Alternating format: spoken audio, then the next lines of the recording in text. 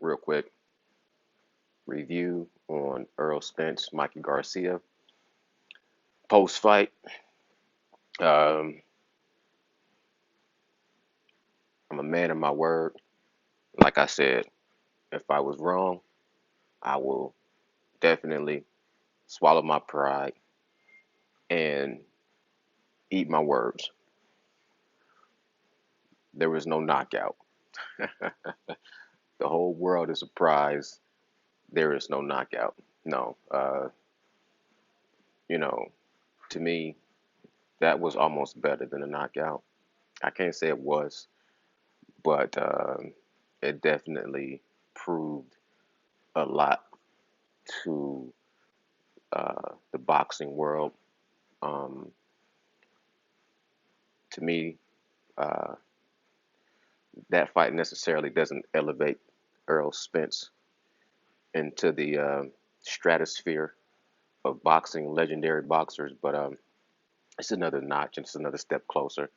The main fight, similar to the heavyweight division, where you want to see Anthony Joshua versus Deontay Wilder, is pretty much the same thing you got going on with the Errol Spence versus Terrence Crawford.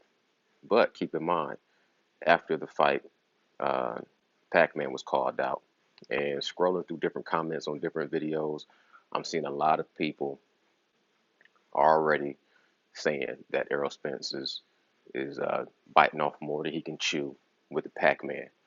And let me be the first one to say that, you know, in Pacquiao's prime, maybe it would have been a different story. But if they were to go, you know, 12 rounds now, if they were able to make that fight now, I still would have to go with Errol Spence. And, that's a conversation for another day because right now that's just a fight he's calling out. Doesn't look like it's going to happen to me. Terrence Crawford and Errol Spence is a big, big fight. Um, Amazing to me, some of the comments I see post fight, though. I mean, some people even going as far to say as that was a Mikey Garcia clone. Clone.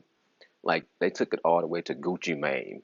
Like I thought nowadays only rappers and actors get cloned. Now, boxers getting cloned. Come on, people. Come on, people. You know what I'm saying?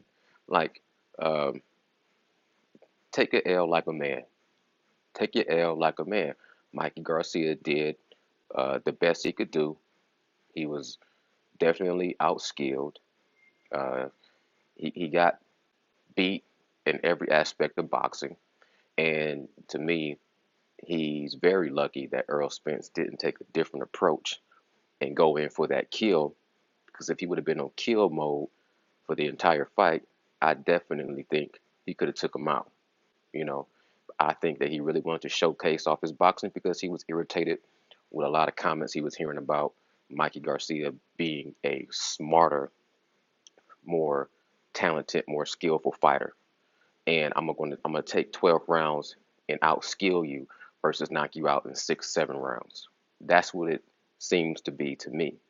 And a lot of it was, I think a lot of it is ethnicity too. A lot of it is ethnicity. They don't want to give an African American boxer or African American uh, quarterback, or they just want to base it all on your physical. You know what I mean? Like they want to give you so many attributes just because you're physically gifted, and they never want to look at you intellectually and say that intellectually, as a athlete, you still have the mentality to be a leader, to be a skillful person. All you rely on is your bruteness or your physical attributes where you can jump high and run fast. And I think it's getting to the point where when you have a phenomenal athlete like a Errol Spence coming to the game, give the man his due props when he's done his due diligence. If you go back and look over his resume, the man obviously had the talent and the skill and the you know everything that you consider to be a great boxer was in his tool bag. So I feel like he displayed that. But at the end of the day, I don't feel like Mikey Garcia totally brought out the best Earl Spence. Not even possible. I think Terrence Crawford or Keith Thurman or Sean Porter would bring out even a better Errol Spence, in my opinion. I think the best you've seen out of Errol Spence so far was with Kell Brook, and you see how that ended. So, anyways, all the Mikey Garcia fans, that was Mikey Garcia, that was not a clone. He put up a decent fight, and you guys should be proud of your man for doing what he did against who he did it with. But at the end of the day, he got his first L. Hopefully, he'll drop back down to the 135, maybe the 140 category, and I think he could have some success against maybe a Sean Porter. You know what I'm saying? He has success against Adrian Broner. So, I don't take anything away from the Garcia clan. I think they are a phenomenal boxing camp. They just bit off a lot more than they could chew, and they can keep their heads held high. But if you look at Mikey Garcia's face, man, the truth hurts, literally. So, till next time, I probably won't be doing another boxing review until I may check out the Clarissa Shields hammer fight. Um, and then everybody's waiting on this Joshua versus Big Baby Miller, which to me is a showcase fight. But you never know. Anyways, hopefully I cover all the bases because I don't want to hold you guys long as usual.